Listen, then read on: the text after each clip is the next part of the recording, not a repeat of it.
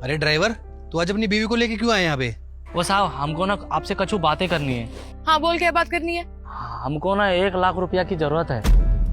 1 लाख रुपए? अरे भाई 1 लाख रुपए का क्या करेगा तू?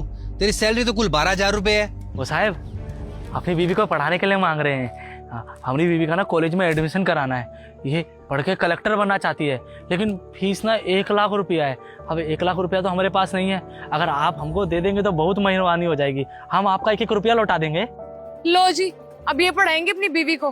खुद तो ड्राइवर है और अपनी बीवी को कलेक्टर बनाएंगे।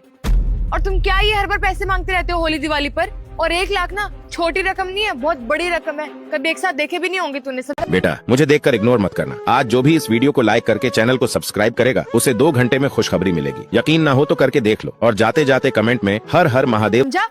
और चढ़ाओ इन गरीबों को सर पे चढ़ाओगे तो ऐसे मुंह फाड़ के पैसे मांगेंगे। और हमारे पास कोई पैसे वैसे नहीं है। खुद पढ़ा अपनी बीवी को। ठेका लिया हुआ तेरी बीवी का हमने। मैम साहब हमारे पास जितना सेविंग था सब लगा दिए। अब 1 रुपया भी नहीं है। 1 लाख रुपए की जरूरत है साहब। अगर आप दे दीजिएगा तो हम आपके सारे पैसा लौटा देंगे। झूठ नहीं बोल रहे साहब हम। देखो भाई 1 लाख रुपए ना बहुत ज्यादा हो जाएंगे। तुम वापस कैसे करोगे? वापस ही नहीं कर पाओगे कभी तुम। एक बारी में हम इतना पैसा तो नहीं दे पाएंगे, लेकिन धीरे धीरे करके सब चुका देंगे। 5-5 हजार रुपया हर महीना ले लीजिएगा हमसे।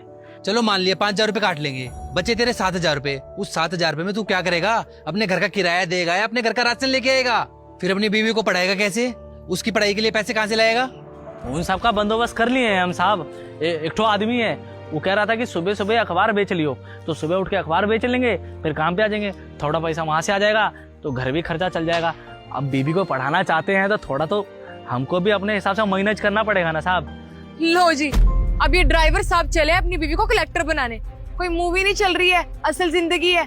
और तुझे क्या लग रहा है यहाँ पे कोई मूवी चल रही है? एक ड्राइवर अपनी बीवी को पढ़ा लिखा कर कलेक्टर बनाता है और उनकी लाइफ सेट हो जाती है। ऐसा कुछ नहीं होने वाला है, समझा?